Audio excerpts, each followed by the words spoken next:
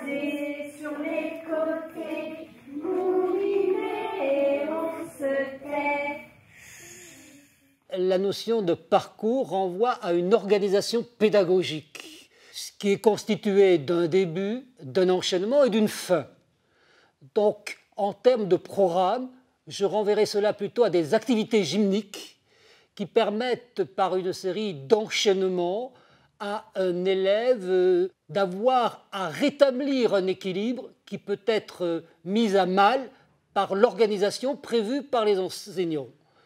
Dès lors, 4 enjeux me semblent importants.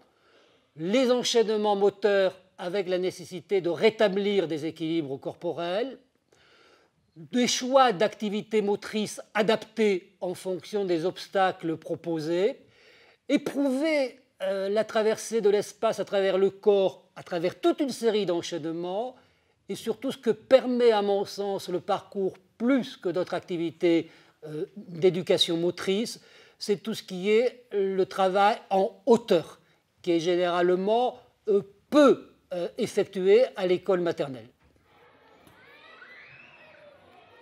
Si le terme de parcours renvoie à une organisation pédagogique, et comme je l'ai indiqué tout à l'heure, cela renvoie en termes de programme, si l'on prend ceux de 2008, à des activités physiques guidées, il me paraît important que les activités dites de parcours, à travers des enchaînements, renvoient un travail sur l'équilibre corporel, à travers l'adaptation de conduite motrice à des obstacles.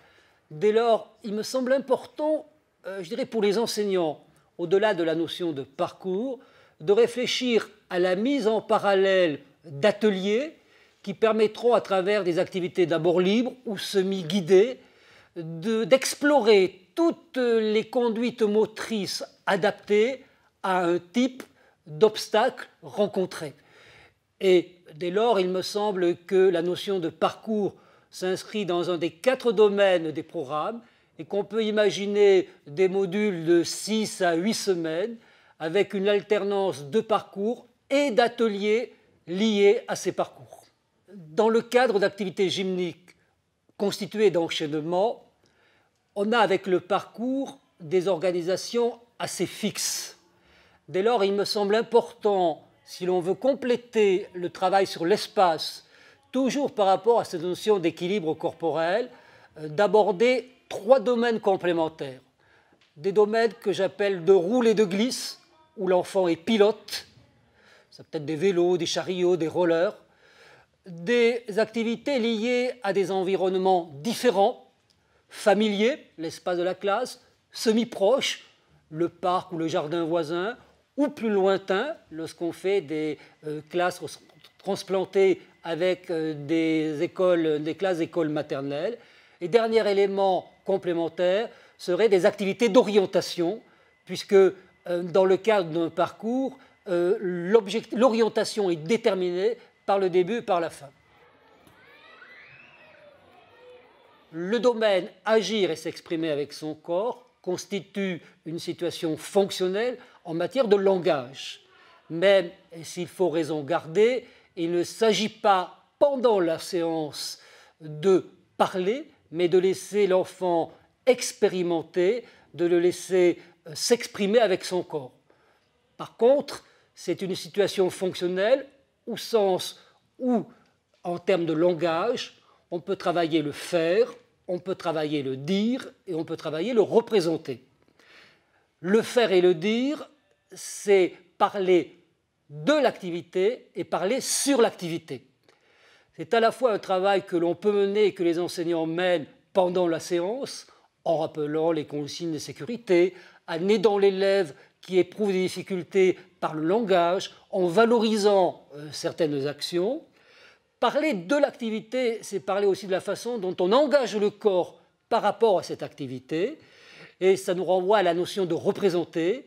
Il me semble qu'à travers des images, des photographies, des dessins que les enfants peuvent faire, et là, il faudrait avoir le temps de le nuancer en fonction du niveau de classe, on peut amener la classe à réfléchir sur le matériel utilisé, les fonctions de ce matériel et surtout, pour les plus grands, travailler quasiment sur la construction d'un récit.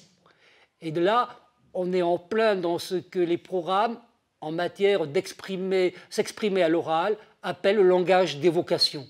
Et ça renvoie effectivement à la construction d'un discours structuré. On pourrait prendre un exemple. On imagine que l'enfant explore l'espace avec son corps. Il peut ensuite, en termes de représentation en classe, passer par un travail avec des maquettes, avec des objets représentant des enfants. Et enfin, on peut travailler une dernière partie qui est le dessin, qui est beaucoup plus conventionnel et qui, d'un point de vue de la connaissance, demande une compétence supérieure. Un enfant peut très bien savoir explorer l'espace, peut très bien le représenter avec des maquettes, avec des objets, mais ne pas être capable d'utiliser les conventions de dessin pour exprimer ce qu'il a pu apprendre. Dès lors là, il est capital que le travail soit fait avec les enseignants. On peut créer des affiches, on peut créer un album photo, on peut créer des bandes dessinées, dont toute une série de supports, de dispositifs pédagogiques qui permettent de travailler le représenter.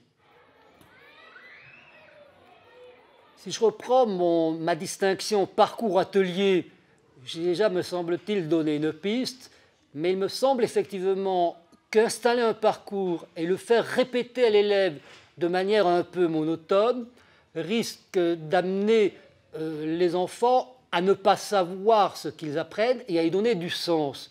Dès lors, il me semble, si j'avais à donner des conseils, et sans vouloir verser dans un formalisme ou dans une abstraction qu'il faudrait pouvoir adapter à la classe et au niveau des élèves que l'on a en charge, j'imagine un parcours constitué d'une phase de découverte, on pourrait appeler avec des actes non guidés ou semi-guidés, où l'enfant a devant lui un obstacle, c'est-à-dire un acte moteur à réaliser pour lequel il n'a pas toutes les connaissances attendues.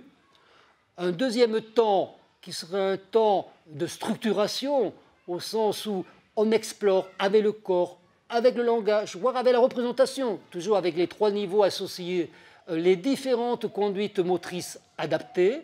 Et enfin, un parcours qui est là aussi pour être différencié même au sein de la classe, où l'élève agit avec l'ensemble ou une partie des conduites motrices travaillées et routinisées en quelque sorte. Je pourrais parler de mémoire de conduite motrice lors de ces parcours. Évidemment, l'enseignant, en fonction de ses objectifs, pourrait reprendre, complexifier le parcours pour permettre éventuellement aux enfants d'utiliser les conduites motrices peut-être apprises, mais que la situation de parcours ne permettrait pas suffisamment de stimuler ou pour lesquels l'enfant ne verrait pas l'intérêt de les utiliser.